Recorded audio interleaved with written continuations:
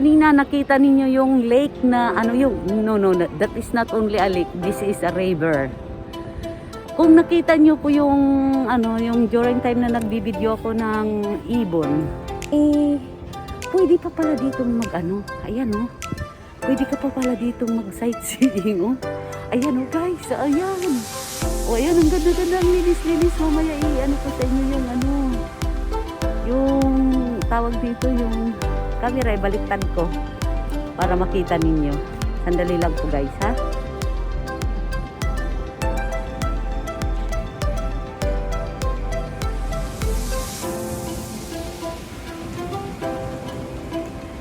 Binabaybay po natin ngayon ang ano, ang river ng Ofuna. Yan. Yan po.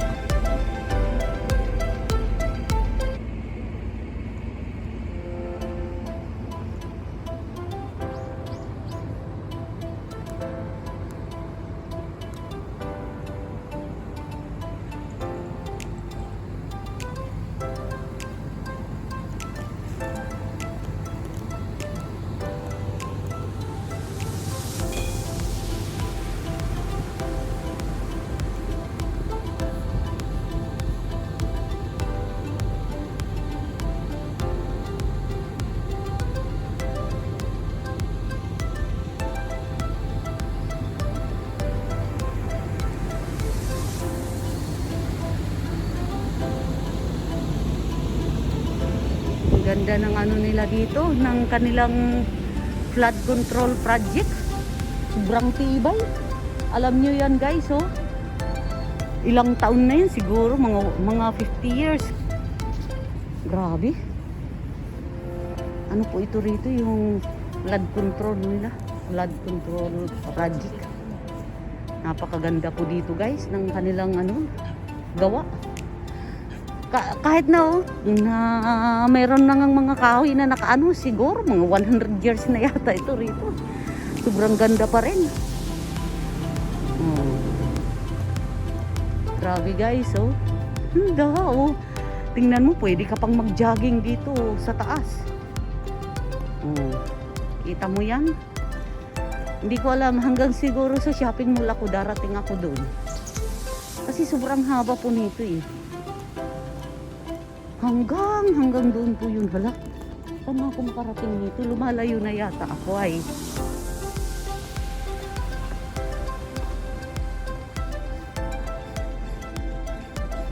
Grabe ang project flood control nila dito. Napakaganda talaga guys. Ito eh. Flood control project nila.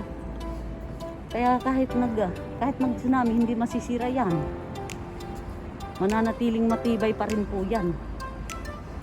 Masisira ang mga bahay, pero itong flood control project hindi masisira. Ganun po rito sa kanila. Hindi ko alam hanggang saan ano ito dito. Mamaya kakain na naman ako sa labas guys. Kakain sa labas, kakain ako na naman mag-isa. Kasi pag nagtutor talaga ako, mag-isa lang akong kumakain sa labas. Kaya yan.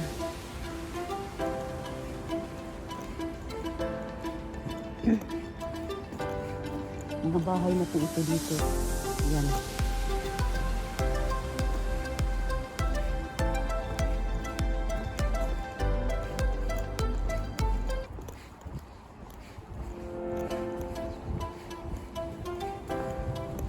Napakaganda po rito guys. Ngayon po lang na.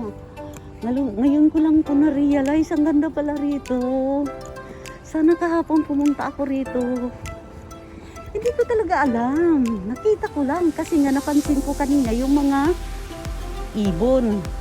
Sabi ko, why not naman kung mag-take ako ng video, walang katao-tao rito guys. Meron naman paminsan.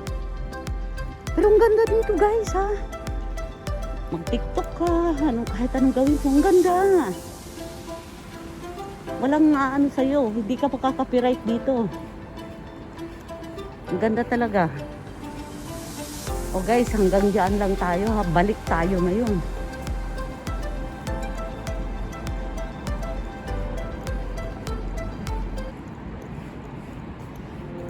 Parang ang sikip na banda rito.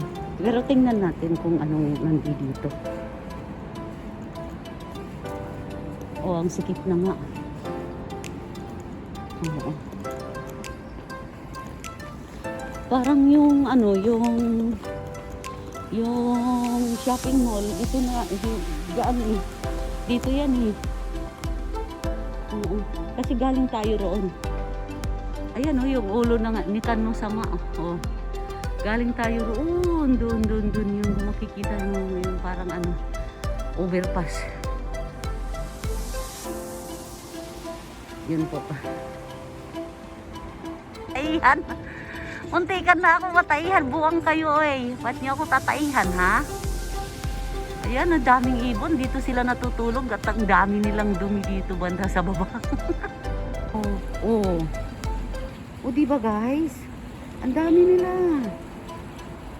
Oh. Hindi naman sila pato yung ano. Oh guys, wow.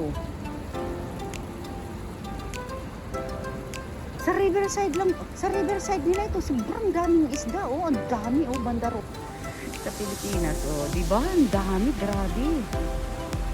Kahit na yung doon sa Taiwan, yung ano yung may mga vlogger doon na talagang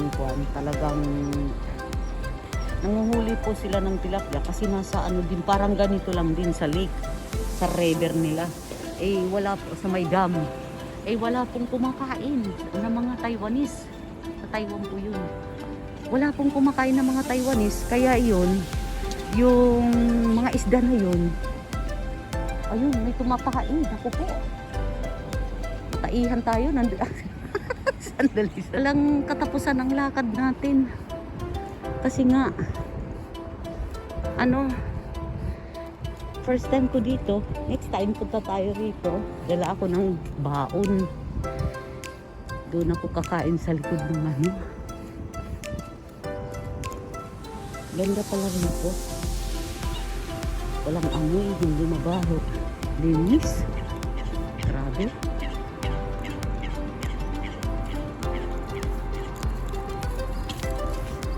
Ang dami kong na-discover